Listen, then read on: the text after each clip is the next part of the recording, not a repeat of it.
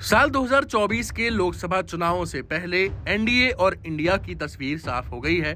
BJP नीत NDA में चिराग पासवान की वापसी हो गई है। चिराग पासवान केंद्रीय गृह मंत्री अमित शाह से मिले और फिर एनडीए में आने का फैसला लिया, लेकिन बड़ा संघर्ष अभी भी हाजीपुर की लोकसभा सीट को लेकर है। हाजीपुर सीट लोजपा की पारंपरिक सीट है।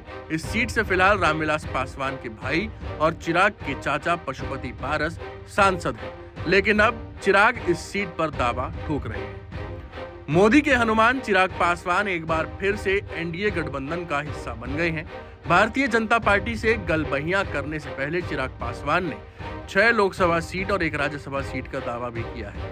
चाचा पशुपति कुमार पारस पहले से ही एनडीए का हिस्सा हैं और हाजीपुर से चुनाव लड़ने का ऐलान कर चुके हैं। चिराग की दावेदारी ने अमित शाह की मुश्किलें बढ़ा दी हैं। हाजीपुर से अब चुनाव कौन लड़ेगा? वहीं दूसरी तरफ चिराग पासवान ने भी बताया कि वो हाजीपुर की जो सीट है उस पर क्यों अड़े हुए हैं। चिराग पासवान का ये कहना है कि जब से उन्होंने होश संभाला तब से ही उन्होंने अपने पिता रामविलास पासवान को हाजीपुर के सांसद के तौर पर ही देखा। बेटा होने के नाते हाजीपुर से उनका लगाव है। 1977 के बाद से रामविलास पासवान हाजीपुर से 8 बार सांसद रहे थे। इस सीट से वह सिर्फ 2 बार 1984 और 2009 में हारे थे। चिराग पासवान ने जमुई से अपनी सियासी पारी की शुरुआत की थी। 2019 में रामविलास पासवान स्वास्थ्य के कारणों से चुनाव नहीं लड़े।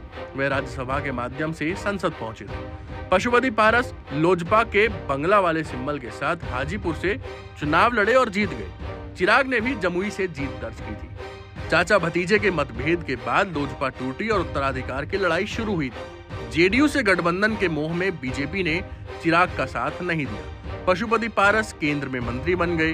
हाजीपुर को अघोषित तौर पर रामविलास पासवान की विरासत वाली लोकसभा सीट बना दिया गया। जब चिराग दोबारा बीजेपी के खेमे में लौटे हैं तो विरासत पर हक जताकर चाचा को चुनौती दे दी है। एलजेपी के किसी नेता के लिए हाजीपुर से जीतना आसान माना जाता है। रामविलास पासवान के नाम और काम का फायदा एनडीए कैंडिडेट को मिलेगा, ये तय है।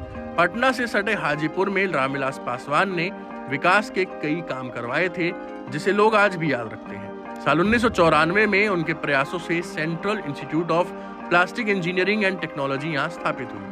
1998 में होटल मैनेजमेंट संस्थान खुला। इन शिक्षण संस्थानों की बदौलत हाजीपुर का नाम देश की एजुकेशनल ज्योग्राफी में शामिल हुआ। रामविलास पासवान रेल मंत्री बने तो 2002 हाजीपुर में पूर्व मध्य रेलवे का जोनल ऑफिस बना। रेलवे में तमाम बम्पर भर्तियां भी रामविलास पासवान के दौर में निकली और हाजीपुर के युवाओं को मौका मिला। रामविलास ने अपनी कर्म भूमि को जिस तरह से मेहनत से सींचा था, उसका नतीजा है कि हाजीपुर पशुपति पारस भी उनके नाम पर जीत का स्वाद चख चुके हैं। लेकिन अब सवाल वही खड़ा होता है कि इस एलजेपी की पारंपरिक सीट पर दावेदारी किसकी मानी जाएगी?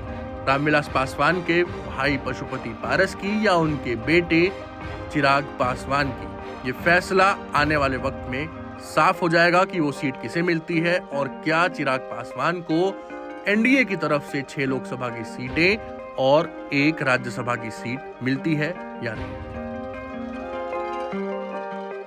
टाइम्स नाउ नव भारत डिजिटल ओरिजिनल्स की रिपोर्ट।